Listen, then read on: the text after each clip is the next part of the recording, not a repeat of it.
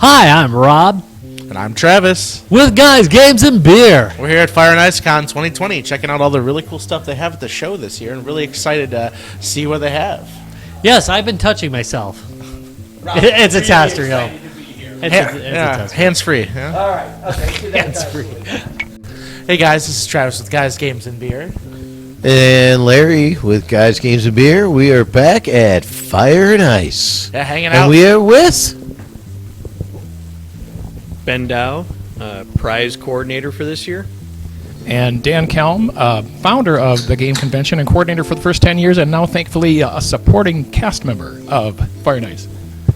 Yeah, and so we're back here doing some interviews, checking out the great stuff that your guys' show has to offer this year. Checking out the new venue, obviously. Seen some changes in location and everything. So what's new to Fire and Ice Con this year? Less echo.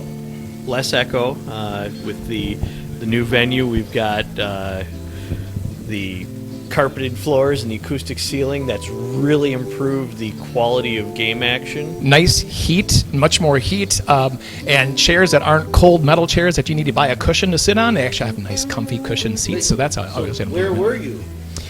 Yeah, we were at the Manitowoc Expo Center, which is on the Manitowoc Fairgrounds. A lot of people called it a horse barn. It wasn't a horse barn. It was an exhibit hall. Yeah, the horse barn was 2 buildings over. Right. That was a higher rent. No.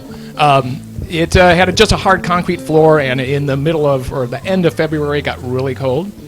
Yeah, it wasn't a comfortable place, but people could rub their hands together and play some games. Yeah. Is this the first year you moved from that, or the first move of the convention from a venue?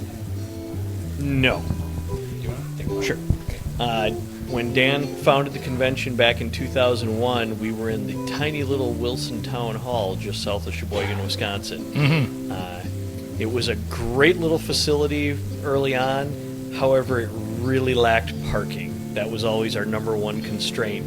You had a hall that you could put 250 people in, and you had, if you put 4 people in a car, parking for maybe 75. I spent several years out in the parking lot with an orange blazer on, directing traffic as to where they needed to park.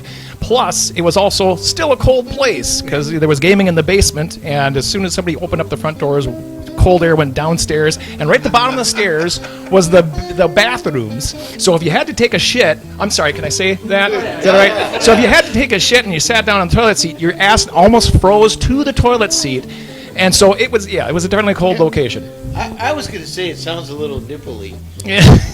Yes. Just a fun fact, Fire and Ice is a family-friendly convention. It is. It is. Well, we're not, so. But no swear words were harmed in the making of Fire and Ice. From what I've seen though this year, again, we're here. I see a lot of people very comfortable, very happy, and you guys got a lot of great table space, and again, there's some great amount of gaming going on right now. We've been kind of getting some demos from other people on the show floor. Checking out new stuff. Obviously, the Artemis setup down there is really sick. So seeing you guys operate this year, it's really excited to be part of the Artemis. It was our first year with 2 bridges. Probably the neatest feature, which is very subtle and doesn't affect gameplay. They added a feature into their program where if you crash the ship, the screen breaks. See, it's the little touches. Yeah, like a Vectrex. Yeah, that's a very old school reference.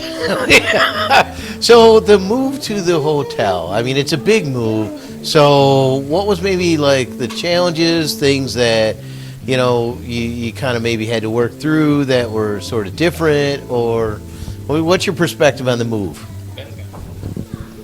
Much like, I believe it's General Grant is... Now you're going to compare yourself to a historical No. figure? Is that what you're trying to do? I'm just saying, I believe it's his Boy, quote. General Grant. I believe it's his had to quote. storm the barricades. I mean, Well, there's that, but okay. So I believe it's he who is credited with the quote, no battle plan survives first contact with the enemy. Somebody famous said that. I don't know if that was General Grant. So- but sounds familiar. It was either that or Patton, one of the two. You know. Right. Anyway, so yeah, we had a really great plan, and we've been putting out fires since Thursday. So it's growing pains. You look at a space and you go, yeah, this is what we're gonna do, and then you actually start setting things up, and people start walking through the door, and they're like, oh. Example? By the way, just to clarify, when Ben says contact with the enemy, he means the gamers that are actually coming here to play games. Yeah. So that's the equivalency he's drawing here. I just want to clarify. Right. Yeah. So, do you have an example? We were originally going to have the games library out in the atrium, and then we were told that, after like midnight, there's no security here, we can't guarantee it'll be here in the morning. It's like, dude, it's 3 shelving units of like 400 games. And I'm like, okay. I didn't realize that, the town I grew up next to was such a Hotbed of crime. hovel of scum and villainy. And a crime of board games. Yeah. Because, all the people coming for business meetings here, they're just going to walk by and say, oh, look at that really, great game sitting on the shelf there. Right, yeah. So, we talked a little bit about the last venue and some of the benefits of this venue. Now that you have the more space, it's a lot more comfortable, a little more weather friendly. Is there anything specific this year that you guys added that you guys are really proud about? Ooh, tough call. Does anything vibrate? We did an interview with some of your fellow staff members earlier. So I have some thoughts as to what those might be, but it'd be interesting to see if your take is different. Well, at least from my perspective on this, the boffer, is that what they call it? Boffer? Yeah. Basically the foam sword things. guard. The foam sword arena that we have in the atrium, we did foam sword workshops and contests in the past in the expo, but as the convention attendance grew and we had to take up more and more tables, it became a smaller and smaller area and more dangerous to do stuff like that. And so moving here, we were able to add The that. lamps are broke. Right, exactly. People are tripping. So we were able to add that foam sword workshop and fight back into it and have a really big space to be able to do that. And I just saw now Almost that literally an arena. it is almost like an It's arena. a modern day Yeah. arena. It's Yeah. absolutely great. It's fantastic. So next year we should put obstacles out there and have music pumped in there, just kind of dun, dun, dun, dun, so they were doing group battles. I saw. We were just doing one-on-one sword play last time we had it. So that's something new. That's something they added. The big benefit for me personally this year, I have a room so I can go take a nap in the middle of the day. It is a lot of hard work to put on a convention, so I totally understand. I only live 20 minutes from here, but yeah, I have a room and I don't have to worry about driving. I totally get that. I understand. To your buffer. Yeah. What it made me think of is LARPers. Now, have you thought about bringing in LARPers? I noticed there isn't a LARPing group that is in this convention. So, have you thought about that, or? Well, the Boffers Arena is actually being sponsored by a live action role playing group, but So the Art Guard is Yeah. a LARPer group. they are Okay. Amp Guard's a LARPing group. They've got a fantasy setting, obviously. We've had other LARPing groups in the past. It's the previous venues weren't very conducive for it. The last time we had a LARPing group was when we were in the town hall, which was 2 venues ago. That really small place, and we had, was it after hours or during hours that we were doing the LARPing games? I think it was during hours. During hours. So while people were playing board games and video games, we actually had LARPers running through the venue, dodging tables, and people again were tripping, nearly falling down the stairs. So we had to kind of nix that. It's all part of the game. Right. Well, we did have them sign a waiver, if I remember correctly, before they started their LARPing campaign. So yeah. But now that we're in this venue, especially with that big atrium out there, we might be able to add something It might in the be something we future. pursue. Okay, just saying something. It was bought up over here. I think he bought it actually. Inflatable castle in the atrium. Oh, just Just a siege? Yeah, like a siege of a bouncy castle. Boffers with a bouncy house. What could Boffers go with a wrong? bouncy Yeah. house. So again, this. I'd like to think that what can go right. When you guys aren't busting your butts putting on a convention such as this, what kind of games do you like to play? What do you guys like to participate in? I'm more of a Euro gamer. I like the board games. I mean, I did the role-playing thing back in high school and college when I had crap loads of time and, and nothing better to do with my life. But now that I've got, family and job and stuff like that, so I get together usually on a weekly basis with a board game group. What's that? A particular? A particular game? Yeah, a particular that's really like your go-to. I used to, but now it's just like, sure, whatever. I guess the older I get, the more I'm like, sure, bring it on. I'll try shit. Dan's like anything that gets me out of the house. Exactly. Anything that stops me thinking about life. These guys are just like, yeah, want to hang out? I'll play anything. I'm down. My go-to board game is Betrayal at House on the Hill. Oh, First edition. My go-to role-playing game is Deadlands, and I don't have a go-to card game, but I also do 40K. 40K, and I am a sucker to get pulled into any of the small skirmish miniature games because you only got to paint a handful of models. So best 40K PC game. Oh, PC game. That's very narrow, Larry. Wow. That's very. Are there more than like 2? No, there's like 20. Okay, yeah, never mind. That's right. I don't know that I've played any of them on the PC. I was actually thinking like a tabletop representation. I don't know if I've played any of the 40K games on the PC. Oh, wow, they're really good. I'll have to check it out. I have to amend my response. Okay, so my go-to game, the game that I cannot get anybody to sit down and play, is Axis and Allies, 1940, like the world at war thing, like they got the double map with like minor countries and that stuff. The one that takes like 6 or 8 hours to play. I totally. Yeah, 6 or 8 hours on a good day. On a good day, yeah, being a little generous there with that game. I will totally sit like for an entire 24-hour period and play that game. That's more realistic. Have you ever played Campaign for North Africa? What is this, Avalon Hill? Like the little chits and shit? Oh, It's the one that the playtest, after the playtest that was never finished, they came up with an estimated playtime of 1,500 hours. okay. Yeah, that's a little bit out of my league. That's a little bit out of my league. It's going to take you a minute. I'd go 12. That's The time for money invested, I'm sure, is great. Campaign for North Africa. What they set out to do in creating the game was they wanted all the mechanics of a strategy computer game in pen and paper. You actually each turn had to calculate how much of your petroleum evaporated overnight. So let's simulate real life, but make it take 100 times longer than normal. Right, exactly. Should the game take less time to Right. It's theoretically And it wasn't like everybody lost the same amount of petroleum every night because German jerry cans evaporated at a different rate than British or Italian or American. I mean, it was insane. Which one has the least evaporation? I didn't study the rules that well. I just know that they really. I mean, this was part of what you had to do. Thank you, man. Thank you for your input. I just love the idea. So a game of Axis and Allies sounds great in comparison. Right now. I just played Fortress America. I love the idea of two gamers fighting about the petroleum. Their estimations. You're cheating.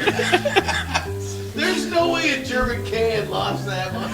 That shouldn't be 0.01. That should be 0.05. Carry the 5. I mean- Carry the 5. That game was written by somebody who loved doing math. I'm just saying.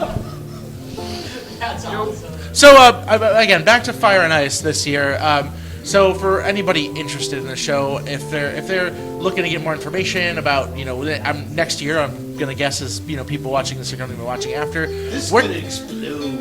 Where can they catch more information about the convention? fireandiceconvention.com, all spelled out, all one word. Yeah, and again, for us here, again, we've been, we'll obviously provide a link below in our YouTube description here, as well as, any other information to other interviews and stuff that we're doing at the show this year. There's a lot of really cool games we've been able to check out. I'm excited to do some more interviews with some great people. Lots of new games. Yeah. I was like, yeah, we're going to come out with a handful of new stuff already. So we've got another couple game nights settled out thanks to you guys. So really appreciate it. Again, everything here at Fire and Ice Con it's been incredible. Really excited to sit down, check out some new games, and do some more interviews. Thank you guys so much for putting the show on and making it happen. Thank you for taking your time to give us a little shout out on your channel. All right, and Cheers, guys. Cheers.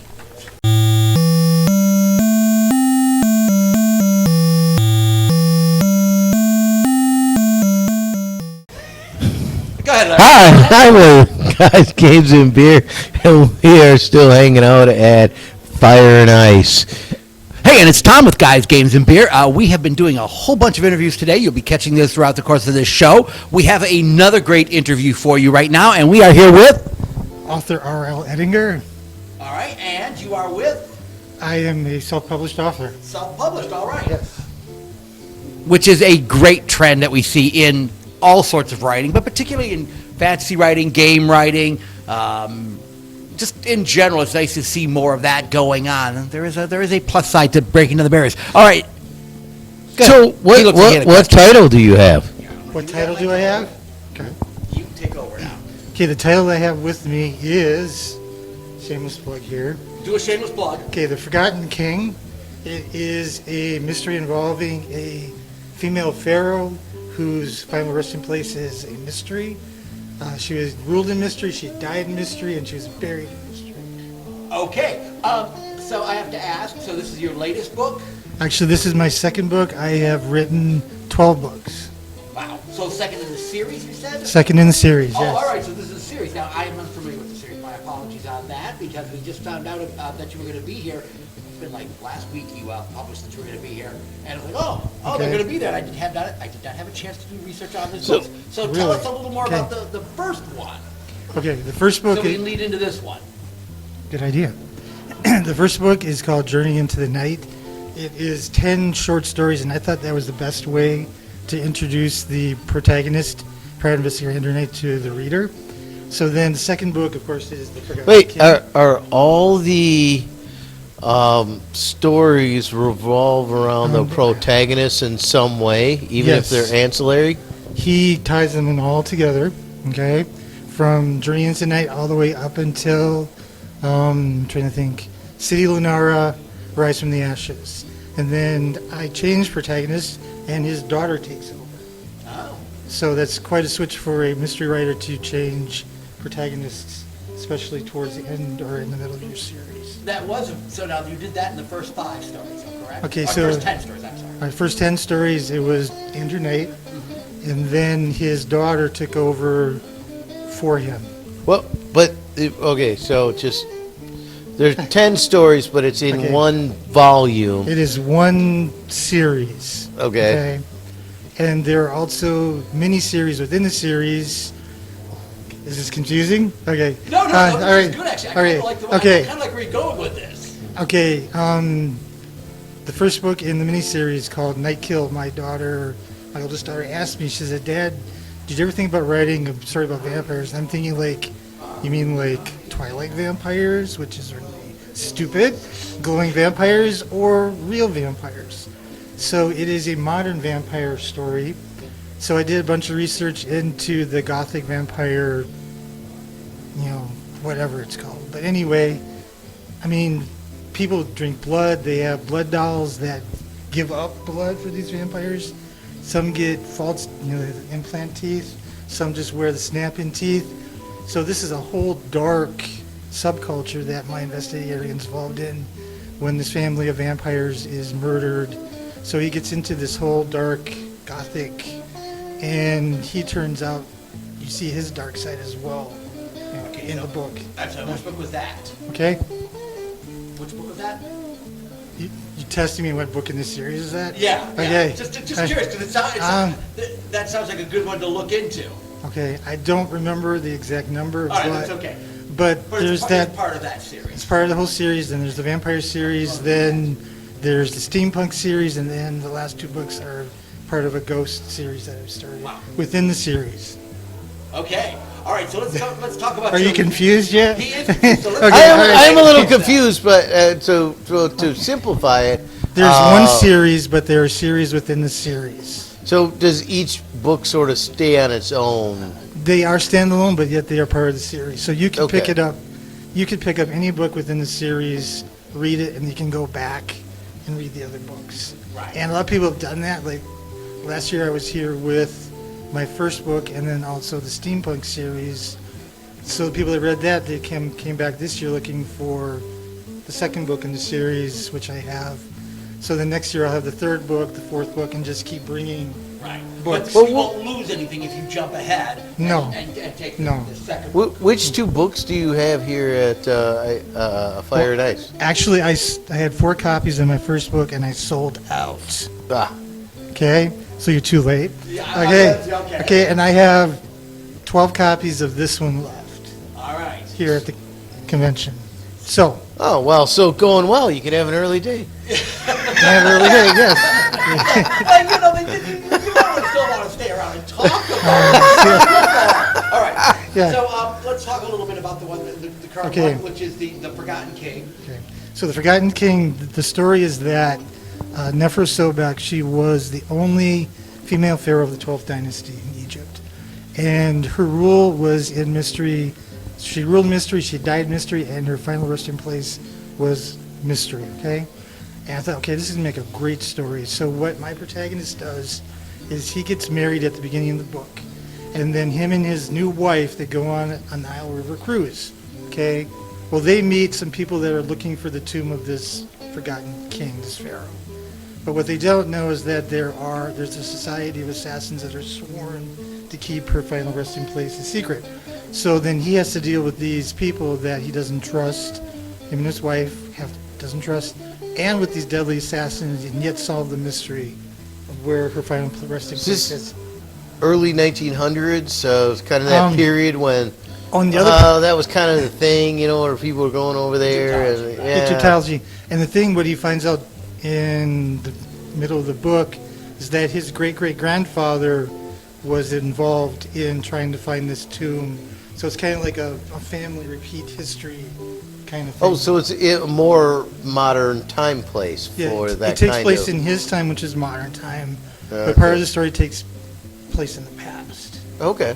So you get a whole bunch. I mean, it's like, you know, those road trips that Bing Crosby and Bob Hope used Yeah, to take. yeah. Okay, it's got that kind of feel That to kind of it. element? Yeah. So All right. So how would you describe this? As just as like a classic detective story, It's a- or do you throw in occult elements, supernatural elements, things like that? okay, my genre is the classic detective mystery, of course, private investigator.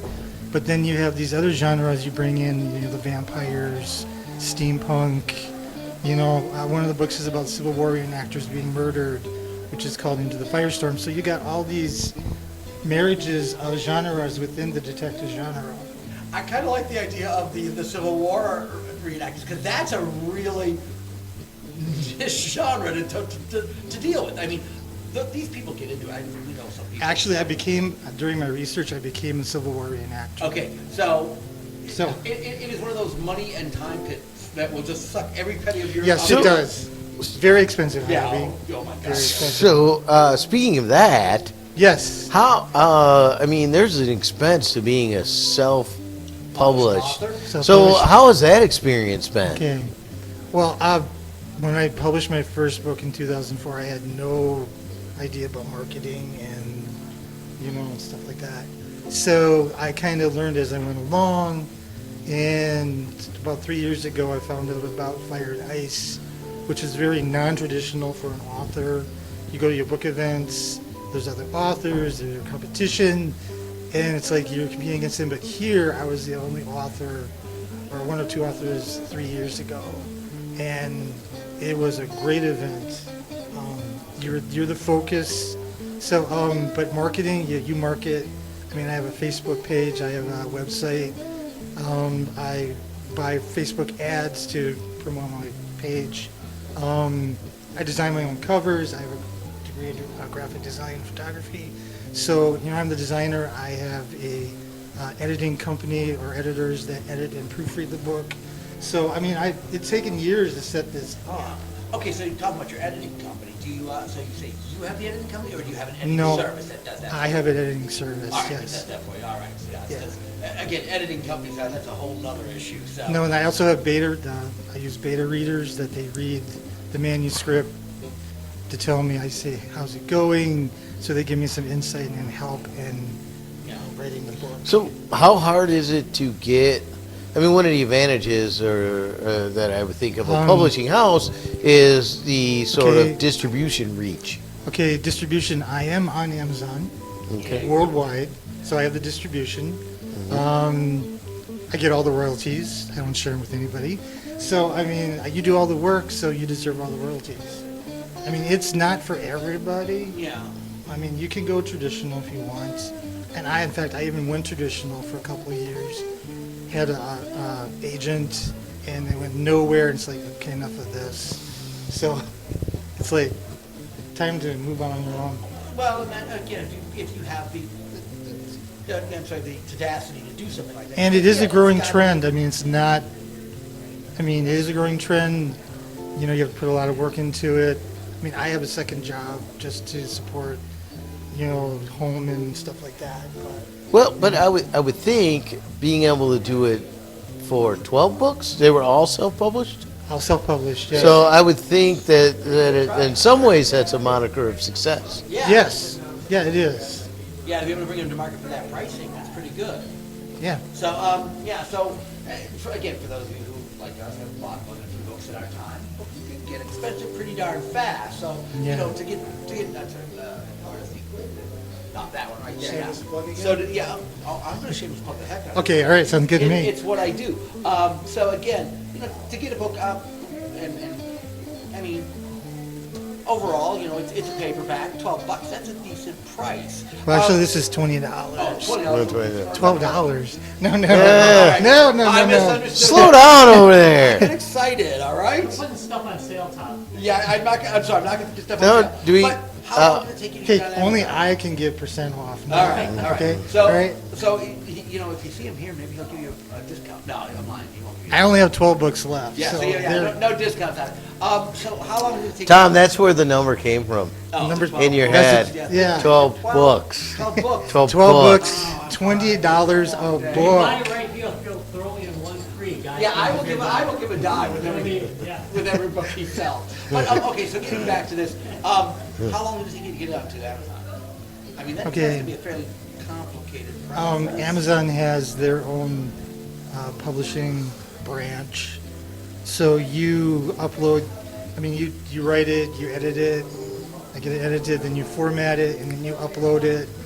So then they will, it's called basically print on demand. Right. When there's an order, they will print a book, okay? And for events like this, I will order books at the author's cost and then resell them for a markup, okay? Is there a digital version then, since it's part of? Yeah. They are since also it's ebooks Amazon? too. Okay, so. They're all ebooks in the series. as All well. right, well, that's Okay. good to know, too. So if you want someone for your e-reader, they are available for that. Yeah. So you talk about distribution. I have worldwide distribution. That's great. So All right, so next book, same series, or what's next after okay, this one? the book I'm currently working on is called The Camp. It is a ghost story, and the two previous books, The Road and The Man, are also ghost stories. So I'm just again. So, as a side point, so we're at a gaming convention. Is there any particular game you have as a favorite? okay, I grew up playing Monopoly and Life, so that's what I grew up on. Ah, All right, those the classic games. So do some of the games you see do any of them I've are you watched. blown away by People across the table from our booth, they're looking over the rules as they're playing. Some of those games look way too complicated. I would be like halfway through and be like, I give up, It's easier to write a book than play a game. Not untrue, but ouch. All right, so All right, so if you said you have, besides getting this at Amazon, where else can they find this book? it's exclusively on Amazon. Okay, so this one is exclusively on Amazon. How about your other books as well? All of them are on Amazon. All right, yes. so if you want to find any of the books, you need to go to Amazon. Yep. And the titles, the title of his latest book is The Forgotten King. Yes. So I have to, Wait, I'm confused. No, So, this is the second book. this is the second book, right? This is the second Yeah. book. Yeah, it's Forgotten so King. the And I've forgotten. written 12, so this would be number 2. This is number 2 in the series. It's a series. Yes, in the series, yes. We did Ah. easy. Is that more oh, confused okay? than you Okay, were. okay. Yeah. So, because I was thinking, oh, the Forgotten King, and we had talked about really the Oh, we talked about- Forgotten Second Queen book, but Okay. as being. Second book is Forgotten King. Okay, first book, Journey into Night, sold 10 out. stories. 10 short stories. That book sold out. I think we got this. You got this Figured it out. now? Yeah, but where Okay. does the Queen come in? Well, she was a pharaoh. She was a pharaoh, so technically the She was the of king. Egypt. Oh, But she's the okay. only female pharaoh. Right. Right. Okay. Okay. All right. Yes. See, And she wasn't as pretty as that either. no, But I no. had actually seen pictures of what they thought she looked like. and Yes, stuff. she was, no. She was hot. Okay, that does not, this sells. Totally that does hot. not. This was a much better choice for the cover. Much than her better choice, picture, yes. okay? Absolutely. Fantasy better than reality. Always. That's what writing is about. Yeah. Well, and I do like the fact that you grounded this in reality. It's always, it's nice to have a little backstory like that to work off of. That Yeah. people can maybe pick up, or again, know basics of the story even before they get into the story. Yeah. So that's kind of a big plus on that. Yeah. All right. So again, you can find this book on Amazon. All of your books are available on Amazon. Correct. So definitely check that out. He will be here through tomorrow. Unless I sell out. Unless he sells out, 12 books left. So you might want to grab one before the weekend's out. They are, again, I actually have it signed by the author if they buy it here. unlike Yes. If they buy it on Amazon. So if you are willing to come here, he'll actually sign it for you. So you'll have a signed copy of it as well, which is a big plus. Hopefully we will take a chance and get one on order and read one. I'll just sell your 12 here, but I think I need to read this. You could buy one here. That would help a All right, lot. you mind if I buy one here? Okay, well, No, then, yeah, then not at all. I'll have to pick one up here. So by the time you see this, there'll probably only be 11 books left. All right, All right. one more time. You are, R.L. Ettinger, and your book is, Forgotten King. and you can find that on Amazon. Make sure to give it a check out. We're Guys, Games, and Beer. Larry, take us the rest of the way out of this. All right. Well, we have more interviews to come, unless this is the last one in the editing cut. In which case, there are no interviews. That does happen. We'll go, hey, there's more interviews coming up. Oh, And then Rob see you comes back next at the end. time. Actually, I just cut it. See you All right, next yeah, I time. cut it right there.